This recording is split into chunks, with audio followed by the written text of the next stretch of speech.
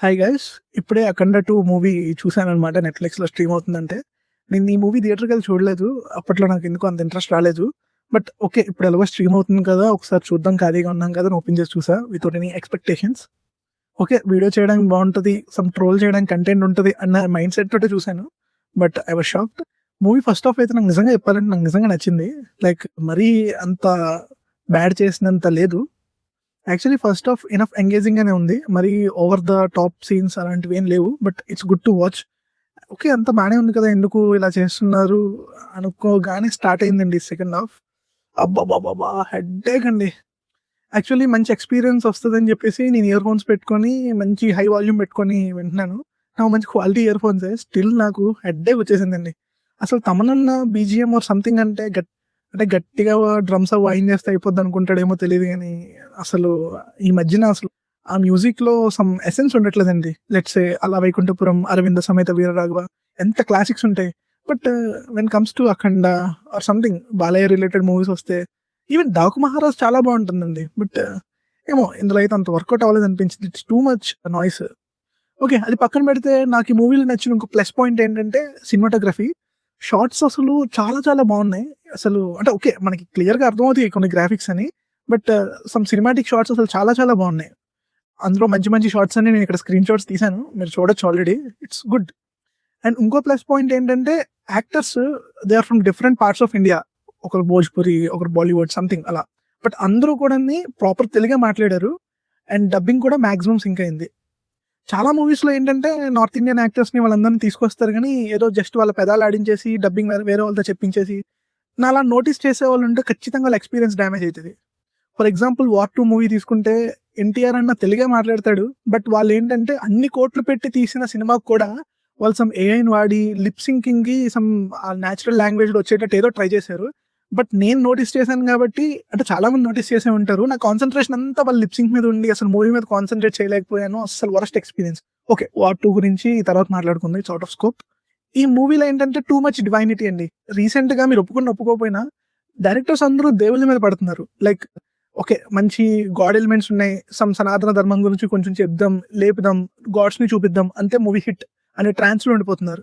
Actually ఆ formula చాలా వరకు వర్కౌట్ అయింది. బట్ మూవీలో ఈక్వివలెంట్ కంటెంట్ అయితే ఉండాలి గదా! ఇప్పుడు 'మిరాయి' ఉంది. 'మిరాయిలో' కూడా అలానే కుక్కారు. అంత ఫేవరబుల్ రిజల్ట్ రాలేదు. బట్ 'హనుమాన్‌కొచ్చింది.' Because 'Hanuman' has a good story. అలానే ఓకే. 'అఖండ 2'కి స్టోరీ లేదా అంటే ఉంది. బట్ ఇదొక 1 అవర్ అండ్ 1 ½ అవర్‌లో కంప్లీట్ అయిపోయే స్టోరీయే.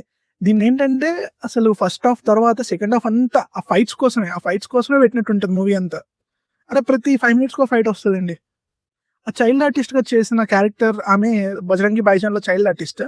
ఆమె ఏంటంటే ఆమె నేచురల్ యాక్టింగ్ అని నాకనిపించదు. ఎలా అంటే ఇప్పుడు మాట్లాడేటప్పుడు ప్రతిసారి డైలాగ్ డెలివరీ ఎలా ఉంటదంటే చిన్న పిల్లలకి స్టోరీ చెప్పినట్టు అంటే లైక్ ఆ టైప్ ఆఫ్ టోన్‌లో ఉంటది.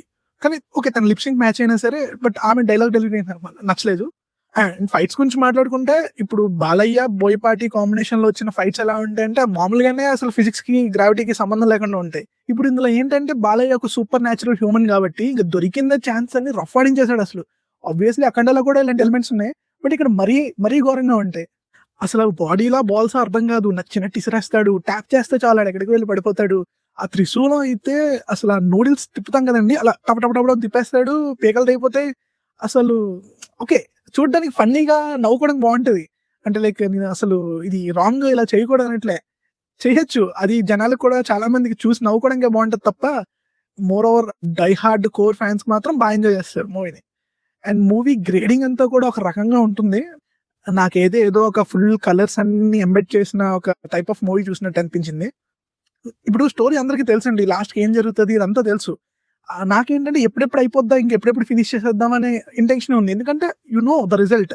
అక్కడ నీకు క్లైమాక్స్ అయిపోయిన తర్వాత ఇదే ఉంటది క్లైమాక్స్. దీని తప్పించి ఇంకేం ఉండదని తెలుసు. ఆబ్వియస్‌లీ హీరో ఎళ్లి విలన్స్‌ని చంపుతాడు అంతే. ఇంకో థింగ్ ఏంటంటే స్టోరీలో జనాలందరూ సమ్ వైరస్‌తో బాధపడుతుంటే ఆ యాంటీడోట్ ఈ పిల్ల దగ్గర ఉంటదండి. ఈ పిల్ల ఆబ్వియస్‌లీ 17 ఇయర్స్ డీఆర్‌డీఓలో సైంటిస్ట్ అన్నమాట. అయితే ఇంకా ఆ యాంటీడోట్ ఎళ్ళి జనాలకి అందివ్వమ్మా అక్కడ చచ్చిపోతున్నారు, వెయిట్ చేస్తున్నారు అని అంటే అక్కడ ఇంకా ఎళ్లి అందించడం ఉండదు. ఈ మధ్యలో ఏంటంటే గాడ్, డివైనిటీ కొడుకు ప్లేస్‌లో శివుడే వచ్చి డైరెక్ట్‌గా తల్లికి కొరివి పెట్టడం. అండ్ దెన్ ఈ మధ్యలో ఈ వెయిటింగ్ అసలు దేనికోసం వెయిట్ చేస్తారో అర్థం కాదు. అక్కడేంటో జనాలు చచ్చిపోతారు. యాంటీడోట్ ఈమె దగ్గర ఉంటది. అరే లిటరల్లీ నాకే అనిపిస్తుంది, అమ్మ వెళ్ళవమ్మా, నువ్వు వెళ్ళి యాంటీడోట్ ఇవ్వు, తర్వాత ఈ పంచాయతీ అంతా పెట్టుకో, మీ బాబాయిని తర్వాత ఒప్పించుకో, సంథింగ్ వాట్ ఎవర్ అలా.